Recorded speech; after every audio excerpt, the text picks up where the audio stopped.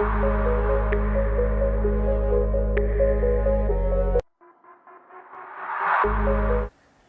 JEE 2025 aspirants को इस साल बोर्ड का एग्ज़ाम भी देना है, उनके सामने अब एक बड़ी दुविधा खड़ी हो जाती है कि हम बोर्ड की प्रिपरेशन और जेई मेन, जेई एडवांस सब की प्रिपरेशन को सिंक्रोनाइज कैसे करें, आगे हम पढ़ाई करें तो कैसे करें। करेंटली सीबीएसई 12th बोर्ड का जो पैटर्न है और जिस तरह के क्वेश्चन उसमें पूछे जाते हैं, वो जेई मेन के क्वेश्चन के लेवल से काफ़ी डिफरेंट तो नहीं होते हैं। हाँ, एक बड़ा फर्क जरूर है कि बोर्ड में प्रीवियस ईयर क्वेश्चन से काफ़ी सारे क्वेश्चन पूछ लिए जाते हैं, रिपीटेशन ज़्यादा होता है। जेई मेन में शायद इस हद तक का रिपीटेशन नहीं होता है। आप चाहे जिस बोर्ड के भी स्टूडेंट हों, बोर्ड एग्ज़ाम को इग्नोर तो नहीं कर सकते हैं, ये एक फैक्ट है। बोर्ड एग्ज़ाम के साथ जेई की सिंक्रोनाइज प्रिपरेशन कैसे की जा सकती है, इस पे कुछ चर्चा हम इस वीडियो में करेंगे। सबसे पहला स्टेप जो आपको उठाना है कि आपने अपने पढ़ाई के समय को बोर्ड एग्ज़ाम के प्रिपरेशन के हिसाब से डिवाइड कीजिए।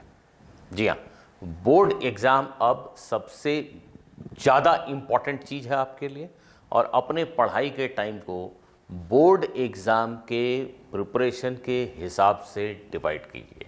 फर्स्ट प्रायोरिटी बोर्ड एग्ज़ाम की, सेकंड प्रायोरिटी में जेई। इस बात का सिंपल मीनिंग ये है, यदि किसी स्टूडेंट को लगता है कि उसे बोर्ड में अच्छा करने के लिए बोर्ड के लिए ही काफ़ी ज़्यादा पढ़ने की ज़रूरत है, तो चुपचाप वही कीजिए। अगर किसी स्टूडेंट को ये लगता है कि नहीं, उसे बोर्ड की तैयारी के लिए उतना समय देने की ज़रूरत नहीं है, वो साथ में जेई की प्रिपरेशन भी कर सकता है, तो वैसा कीजिए। कुछ स्टूडेंट ऐसे होंगे जिनको ये लगता है कि न बोर्ड के ऊपर ज़्यादा फोकस करने की ज़रूरत है, न जेई मेन के ऊपर ज़्यादा फोकस करने की ज़रूरत है, मैं सिर्फ जेई एडवांस के बारे में सोचूंगा। आप वैसा कीजिए, पर प्रायोरिटी नंबर 1 किसकी है? बोर्ड एग्ज़ाम की। आपको पता होना चाहिए कि आपके बोर्ड एग्ज़ाम का प्रिपरेशन आज की तारीख में किस हद तक हो चुका है। अगर आप वहाँ अपने आप को कमज़ोर पा रहे हैं तो उससे इधर उधर मत भागिए, बोर्ड को सबसे पहले संभालिए, ये बेहद ज़रूरी है। अगर आप किसी एक चैप्टर को बोर्ड एग्ज़ाम के लिए प्रिपेयर करने बैठे हैं, उदाहरण के लिए ले लेते हैं कि आपने करंट इलेक्ट्रिसिटी का चैप्टर डिसाइड किया कि आज मैं बोर्ड एग्ज़ाम के लिए रिवाइज़ करूँगा। तो रिवाइज़ करने के लिए सबसे पहला स्टेप जो आपको उठाना चाहिए, पिछले 10, 12, 15 सालों में बोर्ड एग्ज़ाम में उस चैप्टर से रिलेटेड जितने क्वेश्चन आए हैं, उन क्वेश्चंस को पढ़ जाइए। ठीक से सुनिए मेरी बात को, क्वेश्चंस को पढ़िए, आंसर पढ़ने की बात नहीं कर रहा हूँ। Just read the question and understand them, that is your first step. Next, go to the text. NCERT book या जो भी आपके स्टेट बोर्ड की टेक्स्ट बुक हो, whatever it is, questions को पढ़ने के बाद अब आप बुक की एक थॉरो रीडिंग कीजिए फटाफट। अब आपको बिल्कुल ये आइडेंटिफाई करने में तकलीफ नहीं होगी कि बुक के कौन से सेक्शन इंपॉर्टेंट हैं और कौन से सेक्शन आसानी से स्किप किए जा सकते हैं, कौन सा डेरिवेशन बहुत इंपॉर्टेंट है और किस डेरिवेशन को इग्नोर किया जा सकता है। ये सब बातें अब आप बिल्कुल आसानी से समझ पाएंगे, क्योंकि आपने पिछले साल में आए हुए क्वेश्चंस को देख लिया है। आप समझ गए हैं कि बोर्ड में पूछते क्या है। टेक्स्ट को पढ़िए। टेक्स्ट में जितने ग्राफ दिए गए हैं सारे इंपॉर्टेंट हैं, सिर्फ बोर्ड के पॉइंट ऑफ व्यू से नहीं, जेई मेन के पॉइंट ऑफ व्यू से भी। जितने ग्राफ हैं सब के सब ग्राफ बेहद इंपॉर्टेंट है। जितने डायग्राम्स हैं वो सब इंपॉर्टेंट है। डू दी डेरिवेशंस, पर्टिकुलरली वो डेरिवेशन जो बोर्ड एग्जाम में पूछे जाते हैं वो तो आप करेंगे ही।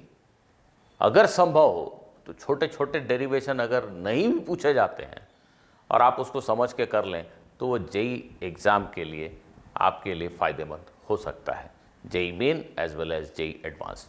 तो जितने डेरिवेशन आप कर पा रहे हैं कीजिए, जरूर कीजिए, उनको छोड़िए मत। And solve numericals. Solve numericals present day board exam का जो ट्रेंड और पैटर्न है, उसमें न्यूमेरिकल क्वेश्चंस काफ़ी भारी मात्रा में पूछे जाते हैं। तो बोर्ड एग्जाम के ही न्यूमेरिकल्स को थोड़ा समझ के कीजिए, रट्टा मत मारिए, समझ के कीजिए। वो भी जेई मेन की तैयारी है। I tell you really seriously, वो भी जेई मेन की तैयारी है। बोर्ड एग्जाम में आए हुए क्वेश्चंस को, न्यूमेरिकल्स को समझ के कीजिए।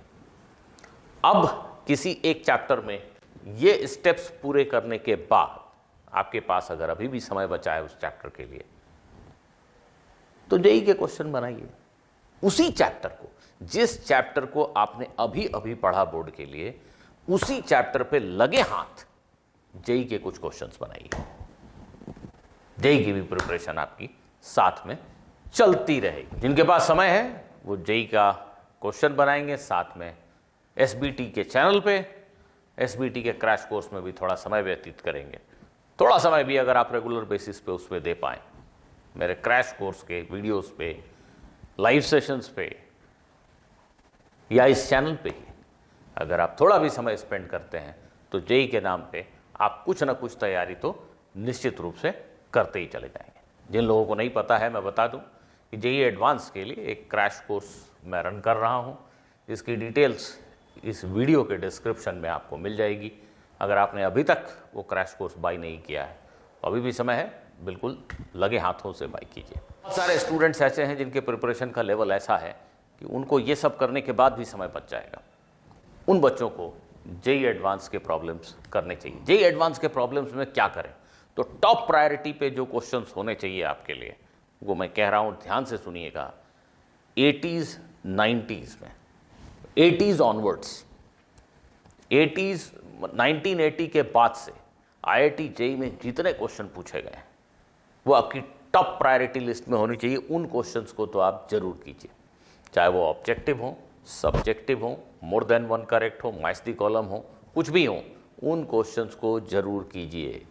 आज की तैयारी के दौर में बच्चे अक्सर आईआईटी का टैग लगा हुआ क्वेश्चन छोड़ देते हैं कि जेईई मेन की तैयारी कर रहे हैं ये बोल करके। उन सारे क्वेश्चंस को हो सके तो रिपीट कीजिए।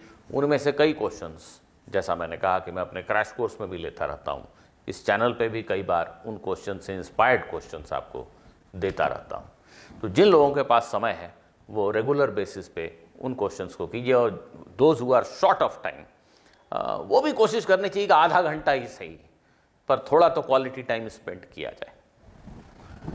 इन सब के बीच में मैक्सिमम स्टूडेंट्स अब मुझसे क्वेश्चन पूछने वाले हैं कि 11th के प्रिपरेशन का क्या, 11th के सिलेबस का क्या।